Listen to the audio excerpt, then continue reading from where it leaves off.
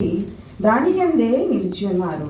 మీ విశ్వాసము వ్యర్థమైతేనే కానీ నేను ఏ ఉపదేశమును సువార్తను మీకు ప్రకటించుతునో ఆ ఉపదేశమును మీరు గట్టిగా పట్టుకున్న ఎడల ఆ సువార్త వలననే మీకు రక్షణ పొందువారై ఉందురు.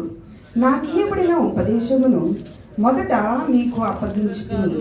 అదేమనగా లేఖముల ప్రకారము క్రీస్తు మన పాపముల నిమిత్తము మృతి పొందిని సమాధి చేయబడిను. లేఖముల ప్రకారము 3వ దినమున లేపబడిను. ఆయన కేఫాకును తరువాత 12 కనబడెను. అటు పిమ్మట 500కు ఎక్కువైన సహోదరులకు ఒక్క సమయమందే కనబడెను. వీరిలో అనేకులు ఇప్పటి వరకు నిలిచి ఉన్నారు, కొందరు నిద్రించిరి. తరువాత ఆయన యాకోబుకును అటు తరువాత అపోస్తలులందరికీ కనబడెను. అందరికీ కడపట ఆ కాలమందు పుట్టి ఉన్న నాకును కనబడెను. ఎలయనగా నేను అపోస్తలందరిలో తక్కువ వాడను. దేవుని సంఘమును హింసించినందున అపోస్తలనబడుటకు యోగ్యుడును కాను. అయినను నేనేమై ఉన్నాను అది దేవుని కృప వలనే అయ్యున్నాను. మరియు నాకు అనుగ్రహింపబడిన ఆ కృప నిష్ఫలము కాలేదు. కానీ వారందరికంటే నేనే ఎక్కువగా ప్రయాసపడినది నేను కాను, నాకు తోడయున్న దేవుని కృపయే.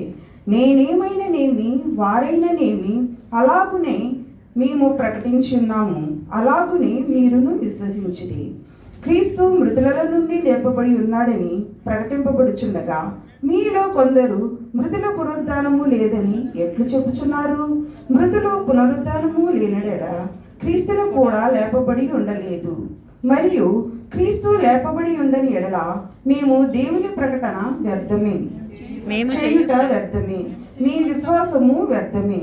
దేవుడు క్రీస్తు లేపెనని ఆయన గూర్చి మేము సాక్ష్యము చెప్పుచున్నాము కదా.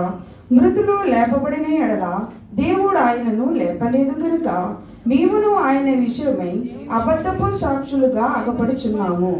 మృతులు లేపబడిన ఎడల క్రీస్తు కూడా లేపబడలేదు. క్రీస్తు లేపబడని ఎడల మీ విశ్వాసము వ్యర్థమే, మీరింకను మీ పాపములననే ఉన్నారు. అంతేకాదు క్రీస్తునందు నిద్రించేవారును నశించిరి. ఈ జీవిత కాలం మట్టుకే మనము క్రీస్తునందు నిరీక్షించిన వారమైన ఎడల మనుషులందరికంటే దౌర్భాగ్యులమై ఎందుము. ఇప్పుడైతే నిద్రించిన వారిలో ప్రథమ ఫలముగా క్రీస్తు మృతులలో నుండి లేపబడి ఉన్నాడు. ఈ వాక్యము ఇంత పర్యంతం.